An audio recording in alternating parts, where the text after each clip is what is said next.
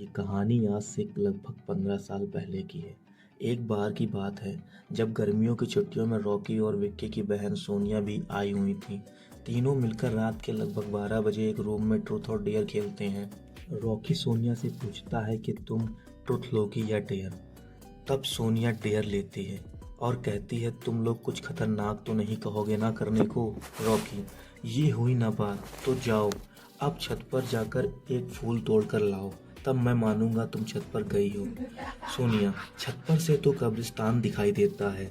Rocky और विक्की दोनों सोनिया को छत पर जाने के लिए जबरदस्ती कहते हैं। सोनिया छत पर जाती है और जैसे ही गमले में लगे हुए फूल की तरफ बढ़ती है तभी उसकी नज़र पीछे कब्रिस्तान पर पड़ती है। कब्रिस्तान में एक बहुत ही पुराना पीपल का सूखा पेड़ होता है। उसे देखकर सोनिया डर जाती है। फिर सोनिया को उस पेड़ पर एक उल्टे सर लटकी हुई एक लहास मिलती है। उस लहास को देखकर सोनिया बेहोश हो जाती है। काफ़ी टाइम तक जब सोनिया छत से नहीं लौटती है तो रॉकी और विक्की डर जाते हैं और जाते हैं ऊपर, देखते हैं छत पर कि सोनिया कहाँ गई। जब से ही रॉकी और विक्की ऊपर पहुंचते हैं तो देखते हैं कि सोनिया बेहोश हो गई है। बेहोश होते ही विक्की और रॉकी डर जाते हैं। डरने के बाद वो अपने पिताजी को बुलाते हैं। उनके पिताजी जब छत पर आते हैं तो देखते हैं कि सोनिया बेहोश हो जाती है। यह देखकर रॉकी और विक्की को पिताजी बहुत ज़्यादा ही डांट लगाते हैं कि तुम तीनों को ऐसा खेल खेलने की क्या ही ज़रूरत पड़ी थी। यह देखकर जब वापस डांट लगाते हैं तो रॉकी और विक्की माफ़ी मांग लेते हैं कि पिताजी आज से ऐसा हम लोग खेल नहीं खेलेंगे।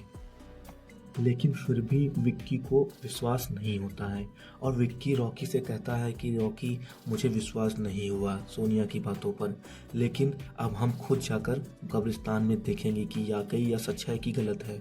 जब विक्की से ये बात रॉकी कहता है तो विक्की कहता है मुझे अपनी बहुत ज़्यादा ही जान प्यारी है और मैं नहीं जाऊँगा, तुम्हें भाई जाना है तो जाओ।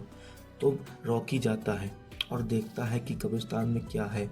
जैसे ही वहां जाएगा उसे एक लहास दिखती है जो उसका पैर पीछे से पकड़ लेती है। यह सब होने के बाद रॉकी भी डर जाता है। डरने के बाद वो चिल्लाने लगता है। चिल्लाते ही कब्रिस्तान से एक लहास खड़ी हो जाती है और वो रॉकी को कब्रिस्तान में कब्र के अंदर ले जाती है। यह चिल्लाहट देखकर मनोहर यानी कि जो रॉकी के पिताजी थे वो जाकर देखते हैं कि क्या हुआ है। ऐसा देखते ही विक्की से मनोहर कहते हैं कि जाओ गंगा जल पानी लेके आओ, हम और शंख लेके आओ और चलते हैं कब्रिस्तान में ढूंढने। जैसे ही रॉकी के पिताजी जाते हैं ढूंढने के लिए, उन्हें दिखता है कि खून से पूरा रंगा पुता एक कब्र पड़ी हुई है।